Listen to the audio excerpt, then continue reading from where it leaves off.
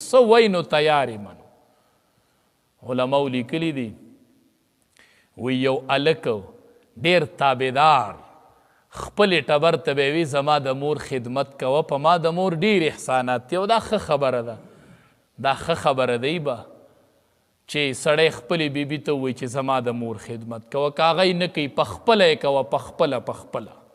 ته یې پخپله کوه ته بد نه ښکاري نو هغې ټبرې ورته وی ټیک ده نو هغه ټبر هم ښه ښځه وه خدمت به یې کوو خو عمر یې نو سړی ستړی شي نو هغه ټبرې ورته یو ورځ وی زه دې خدمت ډېره ستړې کړې ما نو ته دې مور ته ووایې چې دا حقونه د سره حساب کیږي په یو ځای به وله بدله ورکړي هغه وی دا خو ډېره قیمتي خبره ده راغې مور ته وی مورې حقونه راته حساب که چې په یو ځای بدله درکړم مور ورته زه صحیح د حساب به شروع کړو وی زر خو ګورې نه کېږي ټیم به علي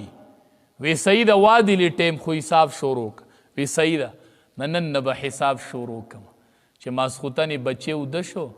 نو مور یې یوه ډرکه لوټه د اوبو راواغستل او په کټ کې ورته واړوله بچې راپاسېد وی دا څه کوې وی ګورې کنزل به نه کوې ښه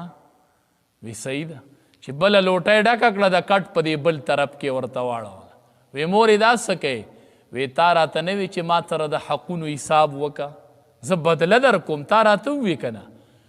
وی مور ورته وایي چې ما 2.5 کاله ستا سره د متیازو په لون کټ کې ایستلي وو 2.5 کاله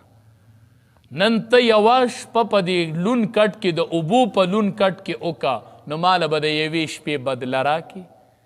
چې سحر شي نو د یوې شپې حساب به کلیر شي وی مور ته وی چې مورې مات مې کا ستا حق نه پوره کیږي ستا حق نه پوره کیږي 2.5 کاله به په لون کټ کې شپه کوم نو صرف د 2.5 کالو د شپې حق په ادا شي نو د مور او پلار حق نه پوره کیږي رب العالمین ډیر مهربان ذات دی نبی کریم صلی الله علیه وسلم وفرمایل چې د چا مور او پلار وفات یو د ده نه دې ته نافرمان و او هغه اوس وفات دی او دی خپه دی چې زه څه چل وکمه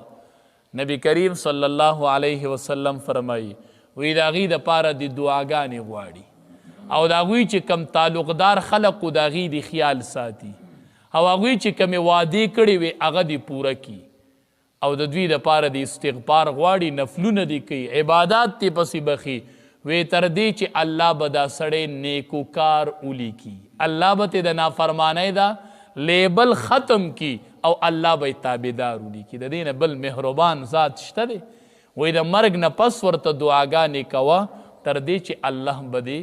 فرمان بردار ولیکي رب العالمین دې د عمل کولو